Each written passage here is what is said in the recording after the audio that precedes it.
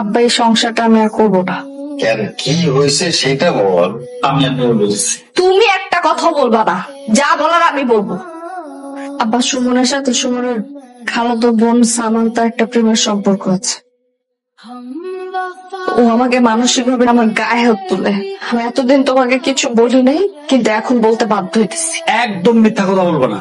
নিজের খালাতো বোনের সাথে ফোনে কথা বললে সেটাকে প্রেমের সম্পর্ক জড়ানো বলে না। আমার কি মনে দিচ্ছে জানো, তুমি ইচ্ছে করে এসব করতেছো। খবরদার আমার পর কোনো দোষ চাপাবা না। তুমি নিজের চরিত্রের কোনো ঠিক নাই, আর তুমি এখানে সাজু সাজতেছো, তাই না? সবার সামনে ভালো সাজু। তুমি সত্যি বলার কি সাহস নাই তোমার? এগুলো তুমি কি বলতেছো মা? সামান্তের সাথে ওর প্রেমের সম্পর্ক আমার চোখে তো কোনোদিন এসব পড়ে নাই। আমরা তো জানি সুমনের সাথেই তোমার সম্পর্ক ছিল, এই জন্যই তো আমরা সবাই মিলে তোমাদের বিয়েটা দিয়ে দিলাম। আমি জানতাম যে ও শুধু আমাকে ভালোবাসে, ও যে ভিতরে ভিতরে এগুলা করে বেড়াইতেছে, এগুলো তো আমি জানতাম না। তোমার কত বড় সাহস, তুমি আমার মেয়েকে হাত তোলো। সংসারে একটা বিষয় না, ঝামেলা হইতেই পারে। আপনি আমাকে ভুল বুঝতেছেন। ভুল বুঝতেছে না, একদম ঠিক বুঝতেছে।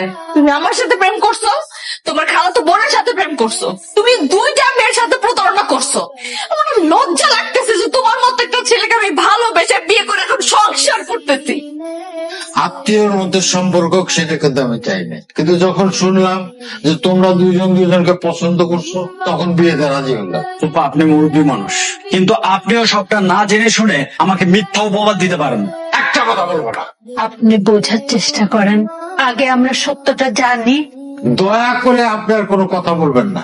আপনার বোনের মেয়ে কিভাবে পারলো একটা বিবাহিত ছেলের সাথে সম্পর্ক করতে? আব্বা, এই বাড়িতে আমি আর এক মুহূর্ত থাকতে চাই না। তুমি আমাকে নিয়ে চলো। এরকম একটা বেইমান বিশ্বাসঘাতক আমি ওর সাথে থাকতে পারবো না। আমার দম বন্ধ লাগতেছে, আমার ঘৃণা লাগতেছে ওকে দেখতে। আমাকে নিয়ে চলো প্লিজ। দেখো স্যার, কেমন ছেলে আপনার জন্ম দিচ্ছেন, কেমন ছেলে আপনার, এই আপনার পরিবার অসভ্যটা ইতর। দেখো স্যার, যান, আর এক মুহূর্তে ছোট লোকের বাড়িতে থাকবো না। কিভাবে? মা, পানেন পানেন পানেন পানেন।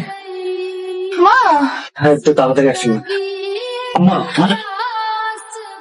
কি অবস্থা তোমার মায়ের? আপনি একটা কথাও বলবেন না। আপনার জন্য আমার মা মারা গেল। কি বলো? কেন করলেন আপনি এরকম? আমার মায়ের মৃত্যুর জন্য আপনি দায়ী। আপনি। বাবারে, আমি তো ইচ্ছা করে কিছু করি না।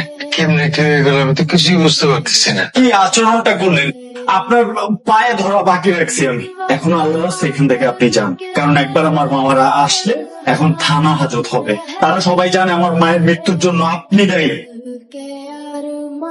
আল্লাহ, কি দেখি হয়ে গেল আমি তো কিছুই বুঝতে পারলাম না। চোখের সামনে একজন মানুষ এইভাবে মারা গেল, আমি কেন এত কথা বলতে পারি? মেয়ের সংসারের কি হবে? রফিক সাহেবের কোনো খবর পেলে? স্যার, ওনার ফোন তো বন্ধ, ফোনে পাচ্ছি না। কয়দিন হয় অফিসে আসেন? স্যার, আজকের দিন গেলে 5 দিন হবে। আজ থেকে ওনার চাকরি নেই, একটা রেজিগনেশন লেটার রেডি করো, আমি আসলে ধরিয়ে দেবো। কিন্তু বস। আবার কিন্তু কি? যা বললাম তাই করো। ঠিক আছে বস। আসসালামু আলাইকুম।